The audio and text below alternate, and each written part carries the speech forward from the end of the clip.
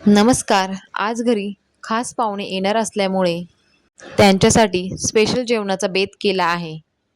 आज अगदी पारंपरिक गावाकडच्या पद्धतीने झणझणीत मटण रस्सा बनवणार आहे.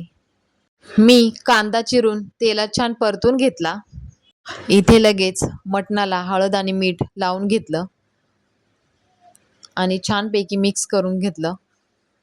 याने छान असं मीठ आणि हळद व्यवस्थित लागतं. इथे आपण गावाकडच्या पद्धतीने बनवणार आहोत. माझी आजीही हीच पद्धत वापरते. इथे माझं मटणाला हळद आणि मीठ छानपैकी लावून झालं होतं. इथे कांदा देखील छान परतून घेतला होता. आता हे मटण पातेल्यामध्ये घालून छान असं मिक्स करून घेणार होते मी. छान असं मिक्स करून घेतलं. आता आपण इथे कुकरमध्ये देखील मटण शिजवून घेऊ शकतो, पण त्याची चव इतकी छान लागत नाही. जसं की वाफेवर शिजवलेल्या मटणाची अगदी छान चव लागते. मी पातेल्यावर झाकण ठेवलं आणि त्यामध्ये पाणी घालून ते छान असं वाफेवर शिजायला ठेवलं. खरंच असं वाफेवर शिजवलेलं मटण खूप छान लागतं.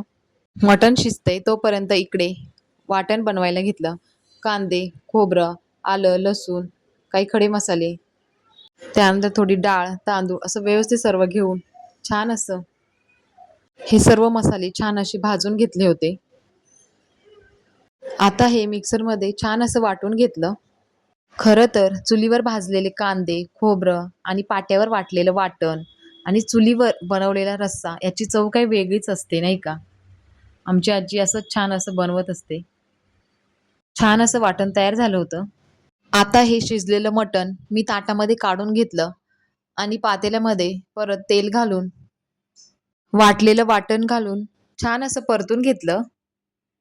अगदी तेल सुटेपर्यंत छान असं परतून घेतलं. कारण वाटण जितकं चांगलं परतून घ्याल, तितकंच चांगलं आणि चवदार रस्सा बनतो. त्यानंतर त्यामध्ये घरचा मसाला, मटण मसाला, हळद हे बेसिक मसाले घालून छान असं परतून घेतलं. आता खरं तर ना, मला आजीची आठवण येत आहे, कारण मी तिच्या पद्धतीने मटण इथे बनवत आहे. कधीही आम्ही गावाला गेलो, आमचे पप्पा किंवा आम्ही, तर आम्ही आजीलाच मासे किंवा मटण हे सर्व बनवायला सांगतो. कारण आजीच्या हातची चव काही वेगळीच आहे. आता इथे मसाला छान असा परतून घेतला होता. त्यामध्ये हे शिजलेलं मटण घालून छान असं मिक्स करून घेतलं.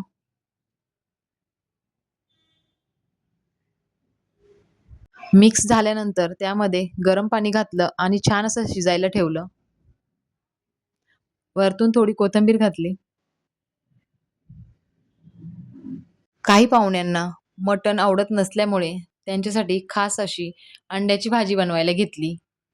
इथे कढईमध्ये तेल घातलं आणि वाटलेलं वाटण घालून छान असं मिक्स करून घेतलं. तोपर्यंत मी इकडे अंड्यांची साल काढून घेतले आणि त्यांना हलकसं चीर देऊन घेतली. असं केल्याने सर्व अंड्यांना मसाला व्यवस्थितपणे लागला जातो आणि भाजीही छान होते. आता इथे वाटण छान असं परतून घेतलं होतं. त्यामध्ये काही बेसिक मसाले घालून छान असं मिक्स करून घेतलं. त्यानंतर त्यामध्ये हे अंडे सोडले. चवीनुसार मीठ घातलं आणि त्यानंतर त्यामध्ये गरम पाणी घातलं आणि छान असं शिजायला ठेवलं.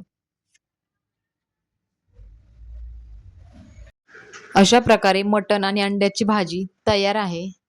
बाकी व्हिडिओ तुम्हाला आवडला असेल तर लाईक करा, कमेंट करा आणि चॅनलला सबस्क्राईब करा. धन्यवाद.